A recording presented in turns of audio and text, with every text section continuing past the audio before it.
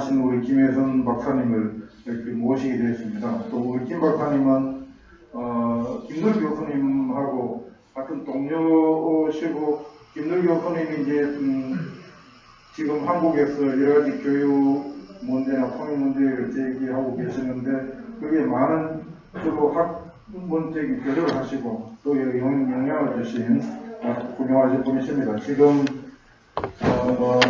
우리 조선대학교나 교수도 하시고 경영대학교에서도 초등교육을 하셨고, 또 개태대학의 부교수 하시고 스탠포드 교수 연구도 하시고, 현재 이제 통일교육위원회 위원이시기도 하시고, 그리고 오늘 이제 독일 통일에서 독일이 유럽에서 지금 30년 만에 최강대국이 된 그런 이면에 어떠한 경제 정책이나 철학이 있었던지 그런 걸 좀 데이터 사실적인 걸 많이 제시하시면서 말씀을 해주시기 바랍니다. 안녕하십니까. 한국 소개받은 김혜수입니다. 오늘 제가 발표할 주제는요, 독일 통일 이후 노동시장 정책 변화. 여기에서 좀 핵심적으로 얘기드리고 싶은 것은 통일 이후에 독일 경제, 노동시장이 굉장히 위기에 처했었는데요. 이 위기를 극복하기 위해서 안정적 정책을 위한 로드맵을 제시했거든요. 그래서 이거를 위주로 오늘 말씀을 드리고자 합니다. 제가 말씀드리려고 하는 것은요, 독일 통일 이후 노동시장은 산업정책이 어떻게 변화되었는가, 이거를 구조적 실험 문제고요, 핵심을 두고 말씀드리려 하고요. 그러고 나서 이 구조적 실험 문제를 실험 문제뿐만 아니라 사회적 계획, 경제적, 산업정책 전반에 걸쳐서 계획을 시도하는 정책이 들어섭니다. 그래서 그거를 좀 설명드리고요. 그리고 이제 미래지향적인, 물론 현재부터 2010년부터 시작했지만 이를 토대로 해서 미래지향적인, 특히 세계시장의 경쟁 차원에서 선점하기 위해서 제4차 산업혁명을 실시하게 되거든요. 그래서 독일 차원에서 제4차 산업혁명이 무엇을 의미하고 어떤 영향을 주었는가를 말씀드리고 싶습니다. 독일 발전을 보면요, 통일 이후에 사실상 통일 이전에 벌써 여러 이 산업 정책, 경제 발전, 노동시장 구조적인 문제들이 드러나면서 갑작스럽게 통일로 인해서 통일 비용 아주 급감하고 실업 문제가 아주 상승하면서 사실상 새로운 이 문제를 해결할 수 있는 새로운 정책이 입안되지 못했습니다. 그래서 유럽에서는 당시 독일을 통일된 나라이지만 유럽의 병자로 취해졌어요. 그래서 완전히 통일 이후에 모든 사람이 아주 속된 말로 망했다는 얘기를 하고 있었습니다. 그러나 오늘날 30년이 지난 오늘날 이 모든 것을 극복하고 독일이 유럽을 이끄는 발전의 동력으로 부상했습니다. 그뿐 아니라 세계의 강대국으로 지금 정치, 경제적인 발전에서 부상했는데요. 이 발전이 있기에 그 30년 동안 뭐가 어떻게 정책적으로 입안되어서 시행되었고 그 결과가 뭔가를 위주로 말씀드리고자 합니다. 이거 다음 감사합니다. 자, 독일 통일 이후에 벌써 독일 통일이 되기 전에 독일이 굉장히 여러 면에서 경제적 발전, 노동시장 발전에서 보면 큰 문제를 안고 있었는데, 이거는 사실상 독일에게 굉장히 셔크적인 그런 발전이었는데, 그거는 독일이 통일되기 전에 2차 대전 이후 그때 보면은 아주 큰 성장을, 경제 성장을 이뤘습니다. 1950년에서 60년에 보면 8.2% 경제 성장을 이뤘고요. 60년에서 70년대는 4.4%, 이런 아주 어마어마한 성장을, 경제 성장을 이루고 또 심지어 해외에서 노동력을 수입을 했었거든요. 여러분 잘 아시겠지만 우리나라에서도 여러 노동력이 수출하게 됐었죠. 이런 발전이 사실상 여러 정책적인 실패로 인해서 둔화되기 시작합니다.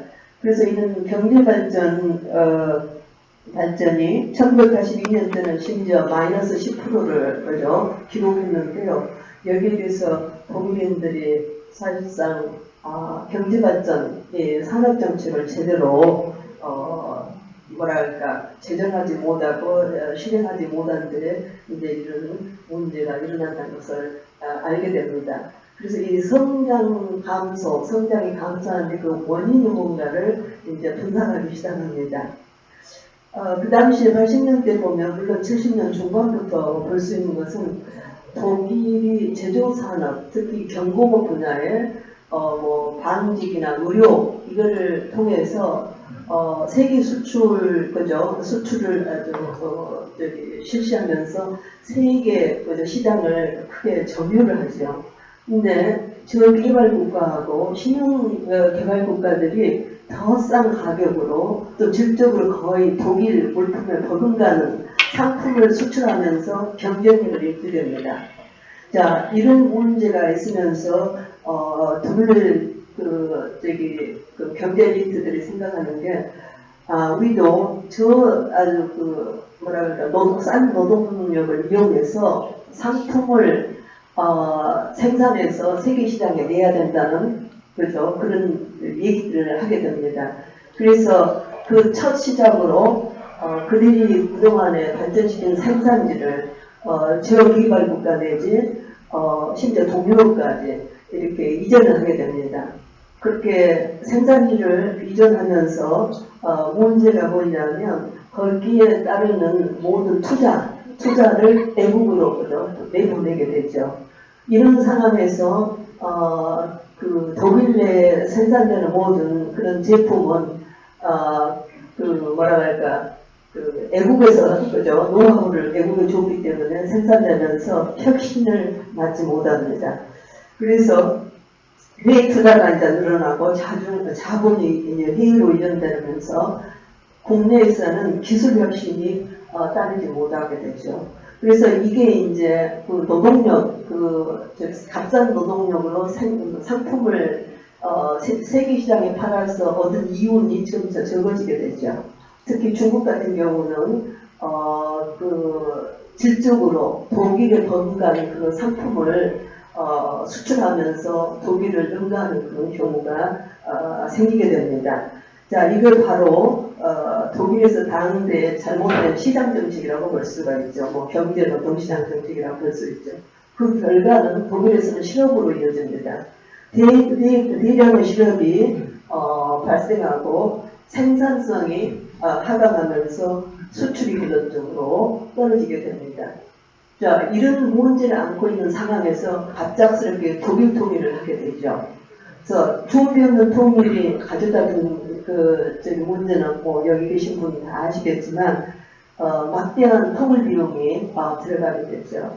그리고 하나 또 우리가 그 당시에 얘기했던 것은 막상 통일을 해놓고 동독 경제발전 뚜껑이라고 할까요? 뚜껑을 열어서 보니까 생각외로 완전히 특히 큰 국가 산업 기업들이 거의 파산 직전에 있었다는 거예요.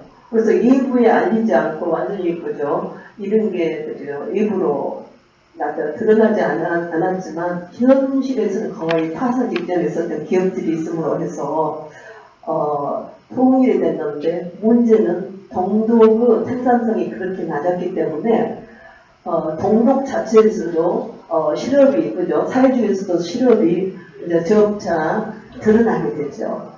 여기에서 이제 동독이 생산성이 낮기 때문에 서독 시장의 물품을 팔아도 경쟁력이 없기 때문에 문제가 많은 데다가 이 서독이 이제 유럽연합에서 단일 시장에 참여하고 있잖아요. 그래서 서구 다른 상품들하고 경쟁을 해야 되는데 거기서도 생산성이 없기 때문에 저렴한 가격을 가지고도 수출이 거의 부진하죠. 그 결과는 많은 생산지가 문을 닫게 되고 그리고 실업이 대량 발생하게 됩니다. 자, 여기다가도 동독이 안고 있는 문제는 동유럽을, 그러니까 통일되기 전에 동유럽과 소련을 이슈하는 공산 사회주의 국가에서 수출이 이루어졌는데 냉전이 독일 통일과 함께 냉전이 종료되면서 이 동유럽도 서구 지향적인 수출 수입 정책을 펼칩니다. 그래서 동독 상품을 사질 않아요. 그래서 동독이 어떻게 보면 그 옛날 수출 시장을 잃어버리게 되죠. 그 결과는 결론적으로 아주 치명적인데요. 이거는 뭐 실험 문제뿐만 아니라 사회적인 문제, 이 심리적인 문제 여러 면에서 그 영향을 받게 됩니다. 자, 이런 상황에 있을 때 국민들이 여기에 우리가 대안이 없기 때문에 대안을 제시하는 정부를 우리가 선출을 해야겠다. 이제 이런 생각을 하면서 당내 선거가 일어나는데 그동안에는 그 기민당, 보수당이 정권을 잡고 있었는데 여기 이 선거에서 2007년, 8년의 선거에서 3인당, 진보당이라고 볼 수 있는데요. 3인당을 뽑게 됩니다. 3인당은 아시다시피 한 150년의 역사를 가진 당이고요. 노동자를 위주로 처음에 출발해서 지금까지 노동자 위주로 발전되어 온 당인데요. 이 당이 들어서게 되죠. 그래서 이 당이 들어오면서 이들이 새로운 계획 정책을 실시하지 않으면 독일 경제는 완전히 문을 닫아야 된다는 생각에 이르게 됩니다. 그래서 그들이 고안해낸 새로운 대안이 아젠다 2010년과 하르트 계획법을 내놓게 됩니다. 이 계획과 함께 독일의 모든 분야가 새로운 구조로 재조정되는 것을 볼 수가 있습니다. 자, 이 정책이 여러 면의 분야와 그리고 또 소수 정책들과 연동시켜서 실시되는데요. 특히 주목하는 분야는 경기 활성화를 위한 전략을 새로 세우고요. 구조적 실업 문제를 개선하는데 역점을 두고요. 그리고 이를 위해서 다양한 노동 정책을 실시합니다. 예를 들어서 단축 노동, 유연화 파견 노동 등을 실시를 하고요. 그리고 중요한 것은 아무리 이런 계획을 실시를 한다 그래도 이거를 이끌어갈 이런 발전을 이끌어갈 전문 인력이 없으면은 아무런 좋은 모든 것도 필요가 없는 거죠. 그래서 이 대안을 이끌어갈 전문 인력을 가져야 되는데 그 당시에 전문 인력이 얼마만큼 그들의 발전을 위해서 얻는가를 조사를 하게 되는데 굉장히 아주 문제가 있는 것을 볼 수가 있습니다. 이 점 조금 후에 얘기하고요. 그리고 이 정책에서 같이 정책과 수반되는 게 사회국가 정책입니다. 사회적 경제, 사회국가 정책인데요.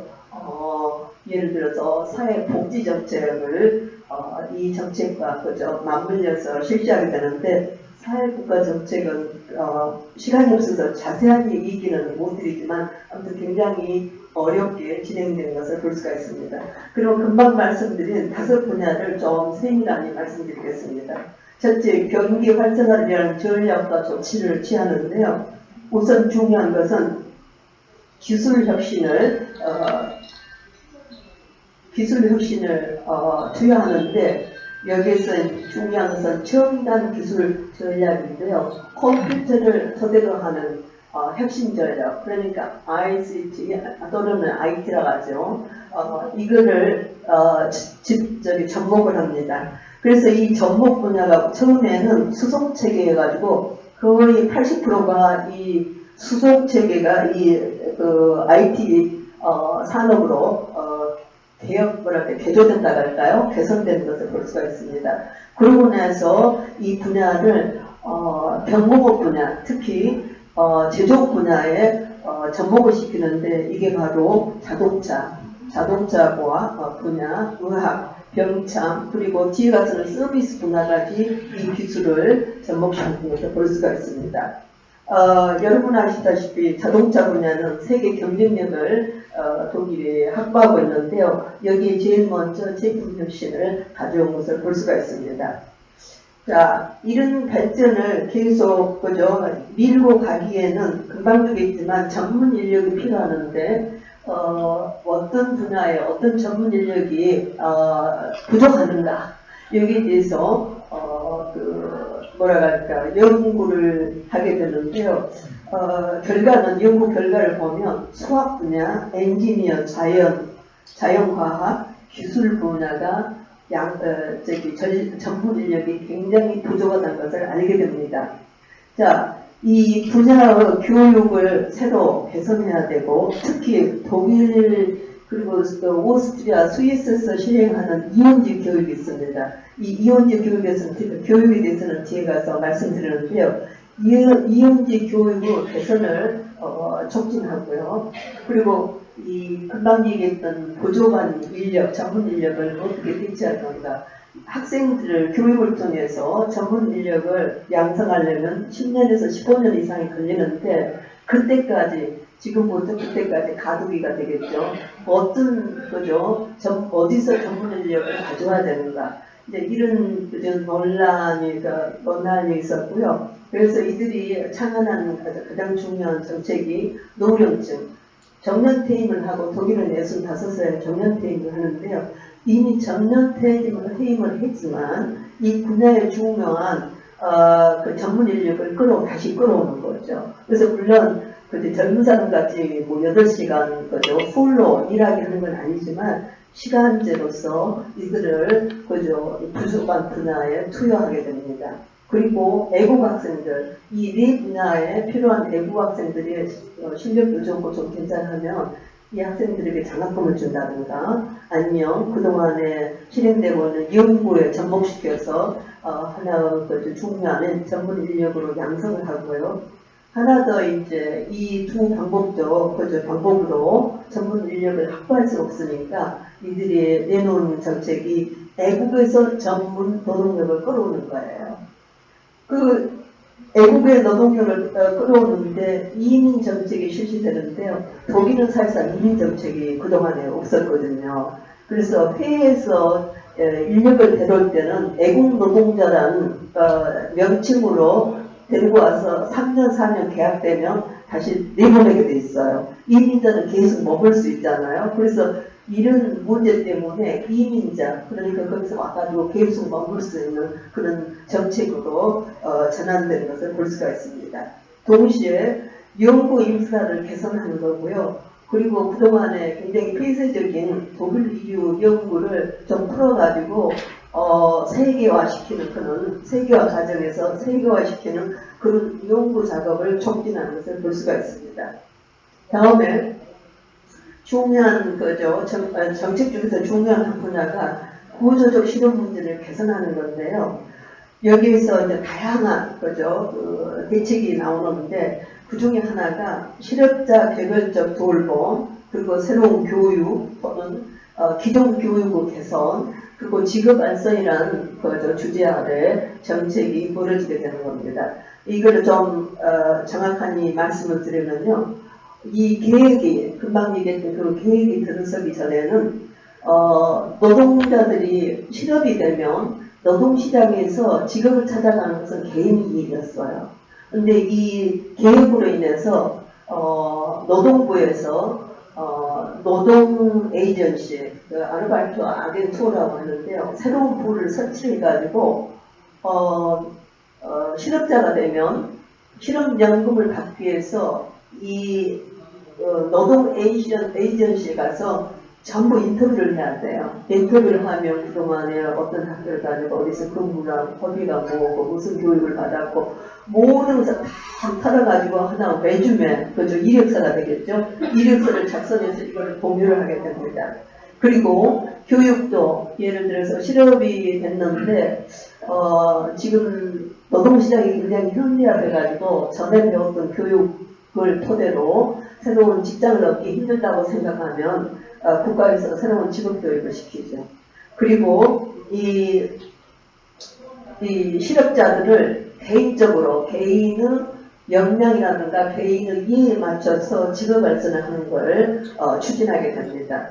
그래서 전에는 모든 것을 개인에 맡겼지만 이때부터는 이제 국가가 들어서서 직업 발전까지 하게 되는 그걸 볼 수 있는데 여기에서 중요한 것은 실업자 관리 체제 일어나는데 정보를 공유하게 됩니다. 이 얘기는 이 계획 정책에 의해서 각 주마다 노동청에서 아르바이트 에이전시, 그러니까 노동 에이전시를 설치를 해서 노동자를 관리를 하게 되는데요. 전에는 이런 모든 정보를 수집해가지고 노동부에서 그거를 간직하고 개인정보를 유출을 해서는 안 된다는 그런 거죠.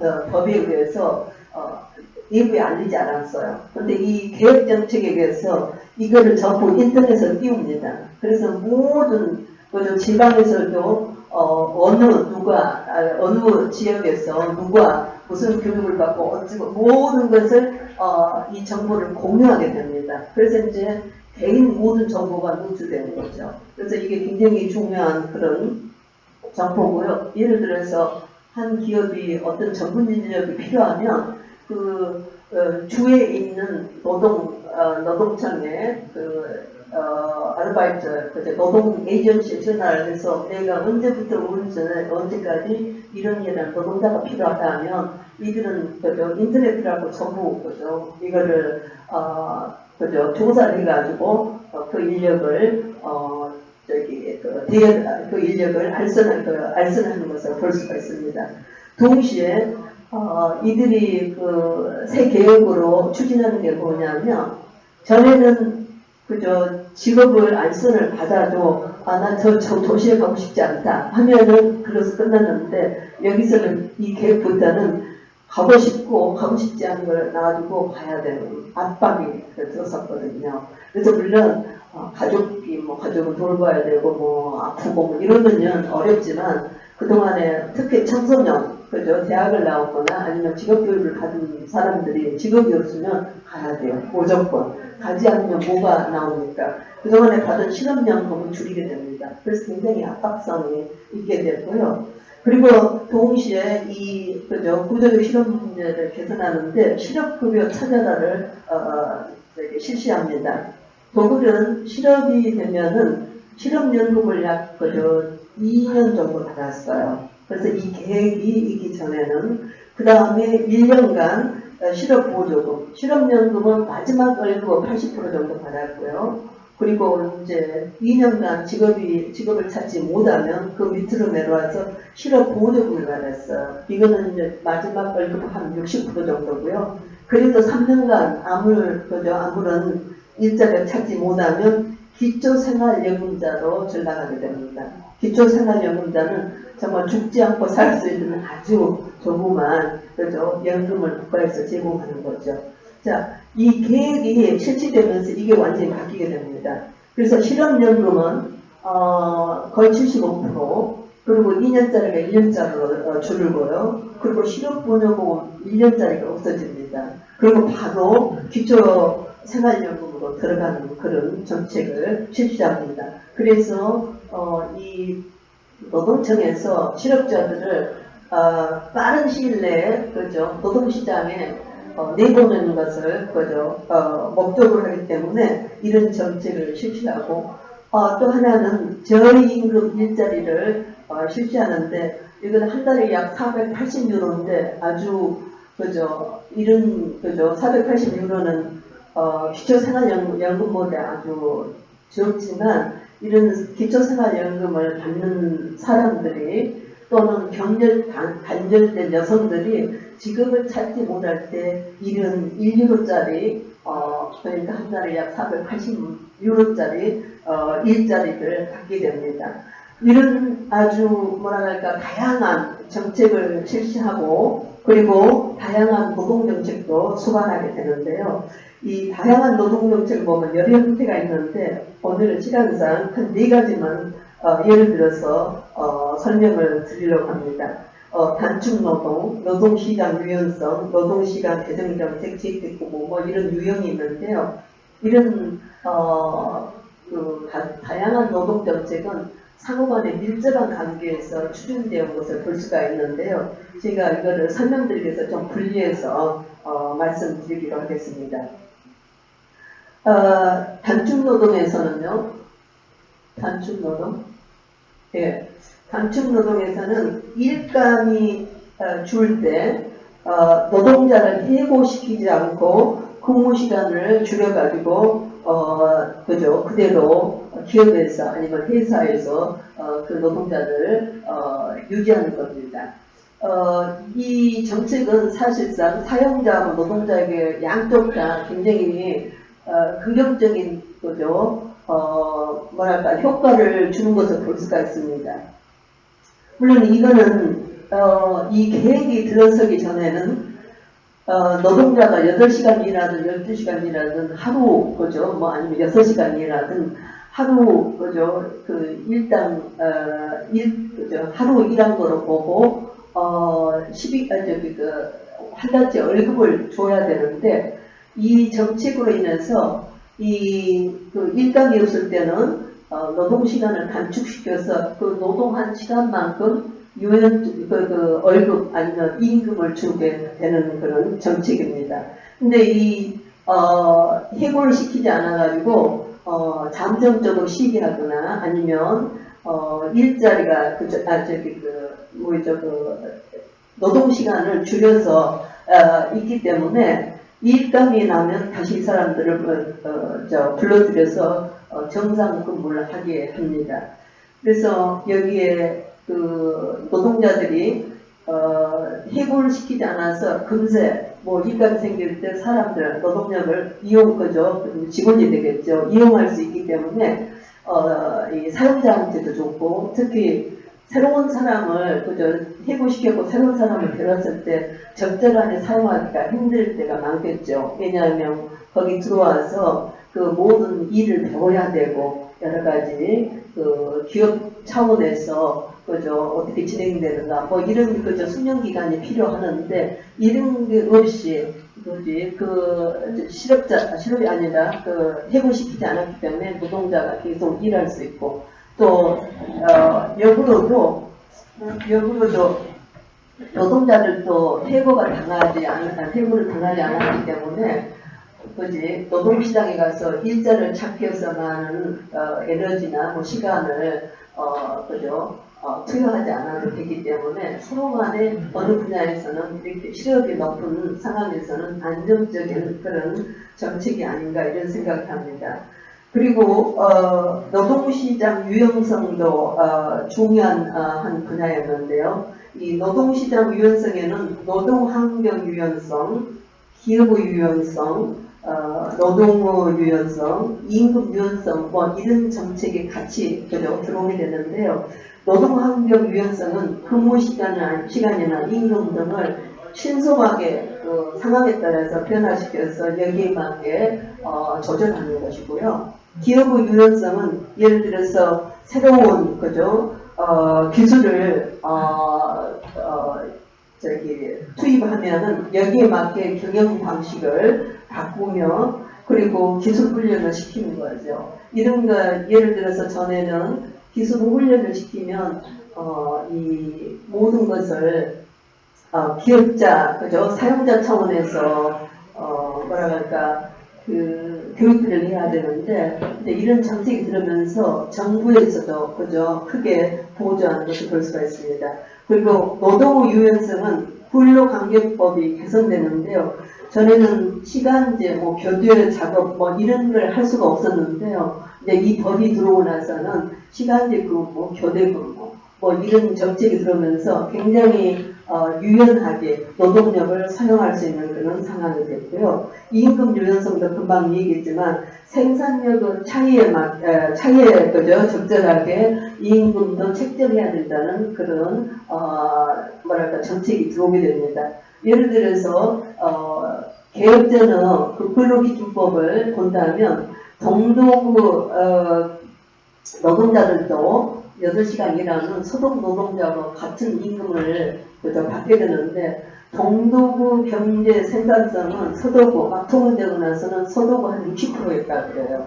일은 60% 했는데 100원을 똑같이 받는다면 동독 기업이 망하죠. 그래서 이거를 그죠 예방하기 위해서 생산성에 맞는 임금을 집정하는 정책을 하게 됩니다. 그래서 동독 사람들이 굉장히 임금이 처음에는 뭐 60%, 뭐 70%고 지금은 거의 85%까지 올라서 하는데요.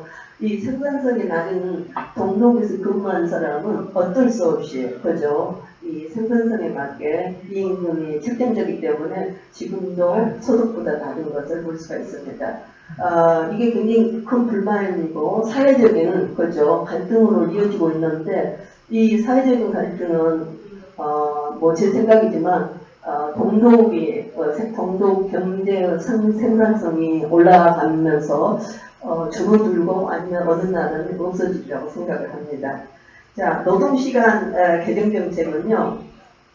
기업에서 일감이 많이 있으면 가능하면 일부에서 노동자를 데려오지 않고 기업 내에 있는 사람들 써가지고 시간을 8시간 일했다면 12시간 일하게끔 그렇게 하는 거죠. 그래서 전에는 그런 초과 근무를 가능하면 못하게 했었거든요. 근데 지금은 그걸 가능하게 한 겁니다. 그래서 그 초과 근무 시간, 예를 들어서 8시간이 정상 근무를 하면 12시간을 했다면 4시간이 남잖아요. 그럼 이 4시간을 우리가 그지 돈이 남을 때는 저금통장에 그죠 거기다 다 넣어놓고 다음에 쓰지 않아요. 이런 상황의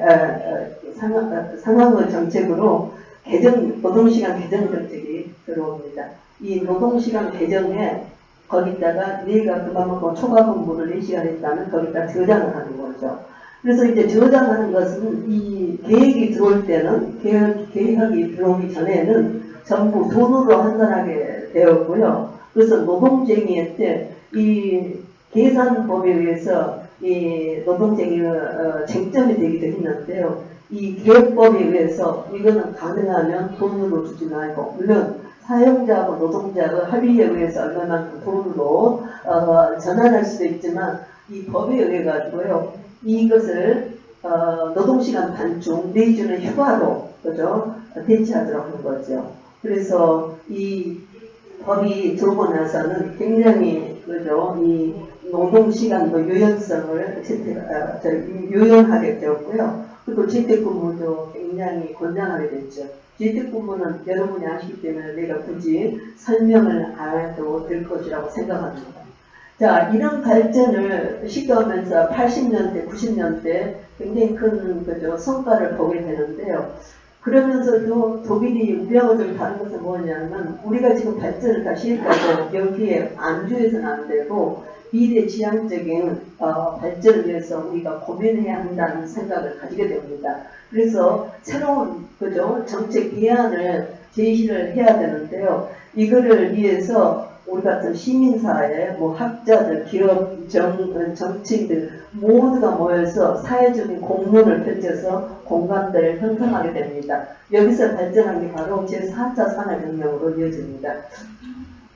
자, 제4차 산업혁명에서 뭐 오늘 하시려고 한 분이 계신다고 그래서 아마 다음에 이분이 또 하시리라고 생각하고 저는 뭐 깊게는 안 들어가고요. 독일 그죠 이 노동시장 차원에서 어떤 4차 산업혁명이 그죠 이루어지고 또 어떤 결과를 가져는가만 말씀드리긴 합니다.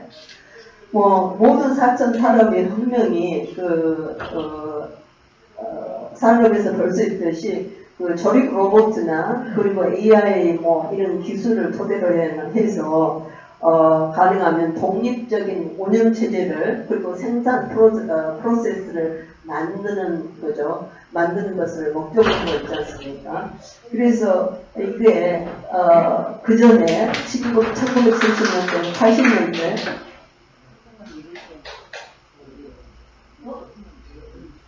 이렇게? 아, 밑으로? 네네. 잠깐만. 아, 그래요. 죄송합니다. 네. 자, 1970년대, 80년대, 아까 얘기했던 이 독일이, 경제 발전이 굉장히 느슨해지면서 이제 실업자가 일어나서 1990년대,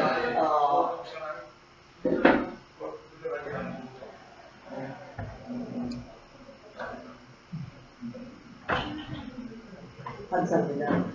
1990년, 2000년대에 들어와서 새로운 거죠. 정책을 시작을 하는데 거기에 중요한 것은 아까도 얘기했지만 IT 산업을 토대로 해서 컴퓨터 거죠 위주로 새로운 발전을 시도했다고 말씀드렸지 않습니까? 그런데 이것보다 한 점 더 나은 게 바로 제4차 산업혁명인데요. 여기서는 인터넷, AI 뭐 이런 기술을 토대로 해가지고 금방 얘기했던 그 자율지향적인 그리고 독립적으로 운영되는 이런 생산 프로세스를 만드는 것을 주 목적으로 다루고 있죠. 어찌됐든 간에 여기서 중요한 것은 융합, 그죠? 그리고 네트워킹이 중요하잖아요. 사람과 사람 관계, 사람과 사물 관계, 지방과 도시, 뭐 국가와 국가, 완전히 인터넷을 위주로 해가지고 모든 게 자동적으로 자율적으로 움직이게 이런 정책을 실시하게 됩니다. 자, 여러분 아시다시피 4차 산업혁명은 오늘날 미국하고 독일이 이끌어가고 있는데 이 두 나라의 4차 산업혁명의 전봉하는 분야가 달라요. 물론 또 결과도 다르고요. 그래서 전봉하는 분야를 보면 미국 같은 경우는 서비스 분야 그리고 이 군수품 생산하고 관계되는 산업 분야에 접목을 먼저 시킵니다. 그래서 미국 같은 경우는 그죠 세계적으로 이 군수품을 팔아먹기 위해서 전쟁이 필요하거든요. 그래서 언제나 외향적인 이런 경제 발전을 추진해 왔는데 이에 비해서 독일은 경공업 분야, 특히 전통적인 산업 분야, 예를 들어서 자동차, 무역 분야에 제일 먼저 이 4차 산업혁명을 접목시킵니다. 그래서 또 하나 독일이 아주 특징으로 볼 수 있는 것은요. 이들은 모든 것을 새로 만드는 게 아니고요. 전통적으로 발전시켰던 그 분야에 이거를 접목시켜서 전통이 현대로 이어지는 그런 과정을 겪습니다. 그래서 거기서 중요한 것은 전통을 통해서 지금까지 이루어온 경험, 데이터, 지혜, 정보 모든 것을 축적하면서 이거를 새 발전을 해서 적용하기 때문에 내향적이고 지속 가능한 그러니까 내부적으로 강생한 이런 정책을 쓰고 있기 때문에 일부 의존도가 낮습니다. 그죠? 그래서 수출 시장은 물론 일부 의존도가 높죠. 우리나라 같이 독일도 굉장히 수출에 그죠 의존하는 경제 발전을 이루어왔는데 하지만 기술적인 측면에서는 일부 의존도가 낮습니다. 이게 바로 다른 점이고요. 그래서 지금까지 보면 독일은 전쟁 없이 지금까지 산업 발전을 이루어왔기 때문에 제가 봤을 때는 미래지향적인 그죠 경제 발전을 해서 독일식 4차 산업 발전이라고 할까요? 이게 굉장히 우리에게 주는 시사점이 높다고 생각합니다. 그리고 또 독일 같은 경우는 새로운 그 4.0이라고 하죠. 4차 산업과 연계된 산업단지를 보면은요, 도시 중앙에, 그죠? 도시에 설치하지 않습니다. 보면 외곽도시 또는 지방에 새로운 단지를 설치하는데 이 단지는 언제나 연구하고 연계해서 설치하는 것을 볼 수가 있습니다.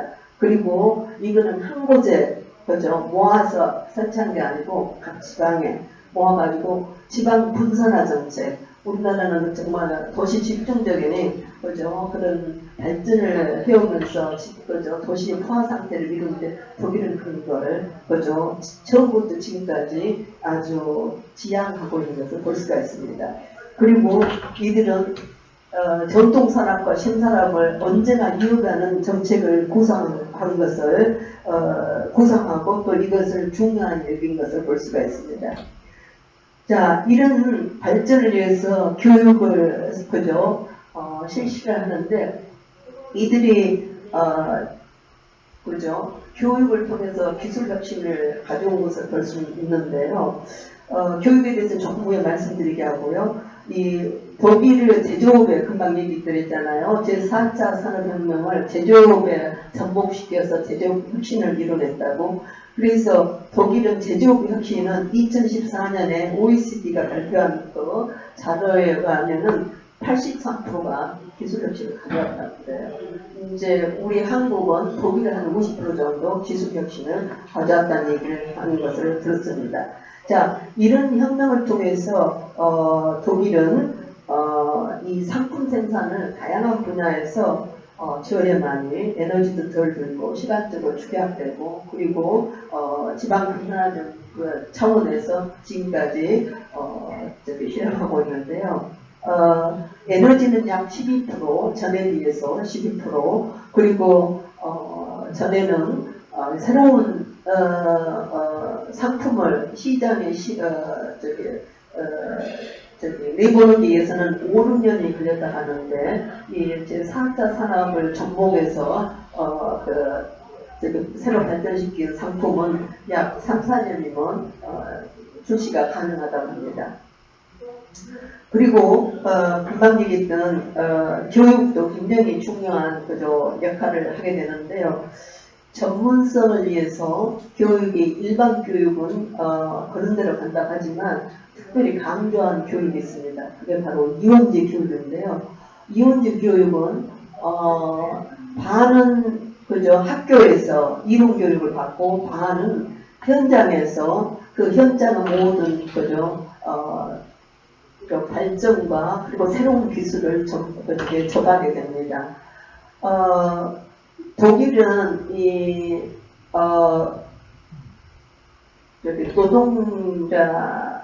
노동자가 한 85% 이상이 중소기업에서 일을 하고 있는데 우리나라에는 보면 뭐 대기업에서 거의 60%를 그죠 노동자를 확보하고 있다는데 독일은 이제 완전히 다른 거죠. 발전을 가져온 거죠. 자, 이런 중소기업에서 학생들을 교육을 시키는데요. 이런 중소기업이 85% 이상이 다들 제4차 산업혁명 기술을 접목시켜서 세계 시장에서 경쟁 분야에서 선점하기 위해서 아주 굉장히 노력을 많이 하는데 중요한 것은 이 학생들이 거기서 공부하면서 배우고 또 실습을 하면서 새로운 기술을 익히게 되는데요. 이들이 졸업을 하고 나면 그 기업 내에 거의 85% 이상이 머물게 된답니다. 그래서 청소년들이 우리나라는 청소년 실업이 높지 않아요. 독일은 청소년 실업이 이런 식으로 커버가 되는 것을 볼 수가 있습니다. 자, 이런 발전을 해오기 때문에 보통 제4차 산업이 가져오는 실업률이 굉장히 고수준의 기술이 들어와서 실업자가 높아진다는 그런 얘기들을 하고 또 그런 현상을 볼 수가 있는데 독일은 이런 교육과 이런 노동 정책을 통해서 특히 젊은 층에 실업에서 벗어나는 그런 현상을 볼 수가 있습니다. 자, 이런 발전을 통해 가지고 독일이 오늘날 세계 강대국으로 부상을 했어요. 그래서 하나 연구에 의하면요, 강대국을 두 개 기준에서 세계 강대국을 얘기하는데 인구 8천만 이상, 1인당 1년 소득이 4만 달러 이상입니다. 자, 여기에는 미국과 일본, 독일이 들어옵니다. 독일이 통일이 되지 않았다면 이런 강대국 대열에 끼어들기가 힘들었겠죠. 그런데 통일을 하고 나서 그 어려운 과정을 이겨내고 나니까 유럽을 주도하는 유럽 경제 발전의 동력으로 부상하게 됩니다. 그래서 여러분도 아시겠지만 세계 거죠. 이 갈등 지역에서 독일은 가능하면 빠지려고 그러고 경제 분야에 그동안 굉장히 큰 뭐랄까 정성을 들인 만큼 평화적인 이런 경제 정책을 실시하고 있는 것을 볼 수가 있습니다.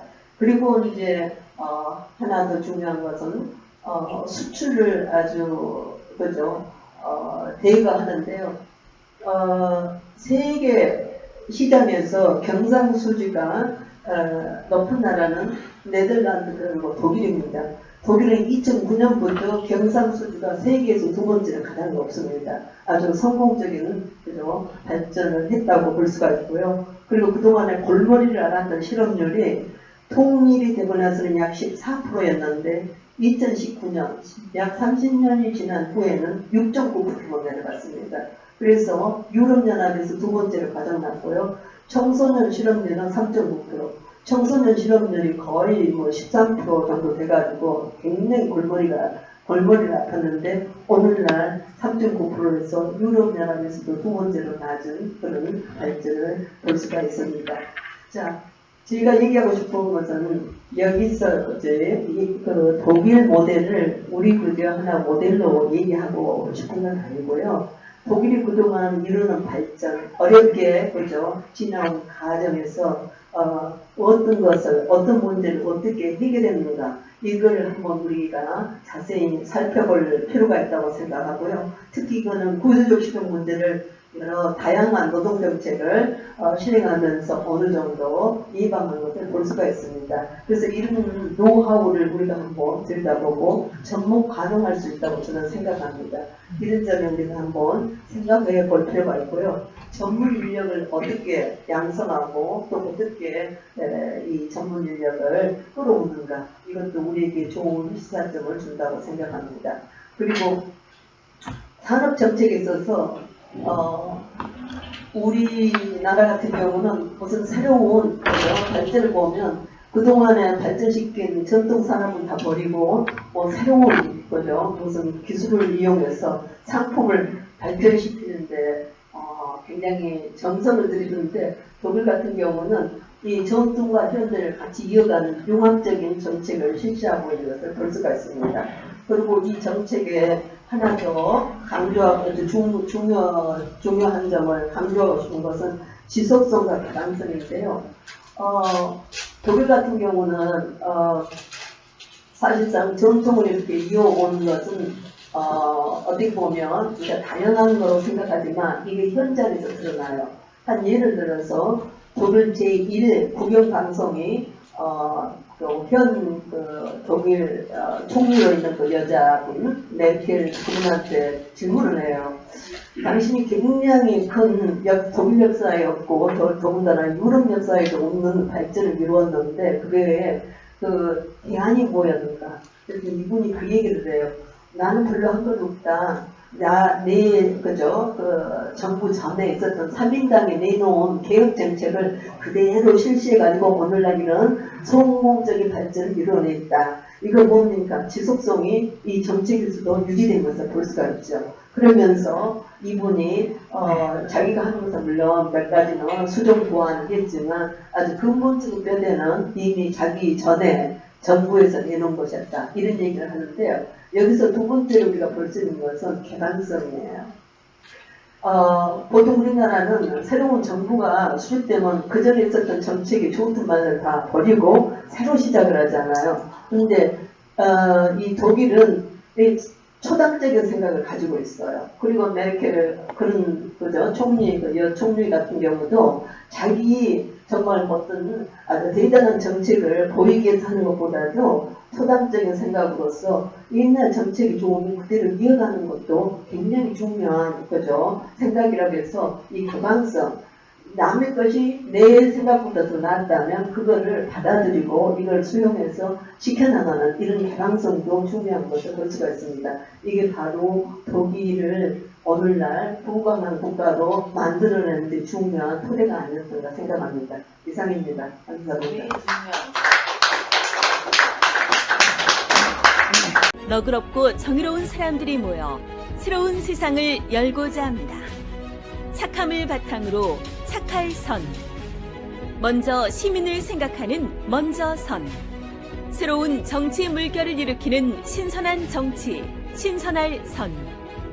가려 뽑는 선거, 가려 뽑을 선. 하늘로부터 선택받은 선. 넉넉한 마음으로 베푸는 베풀 선. 이런 사람들이 새로운 세상을 만들려고 합니다. 선한 시민이 힘을 가지는 나라. 모두가 행복한 선한 시민의 나라. 선한 시민의 힘에 힘을 주십시오. 선한 시민의 힘이 만들겠습니다.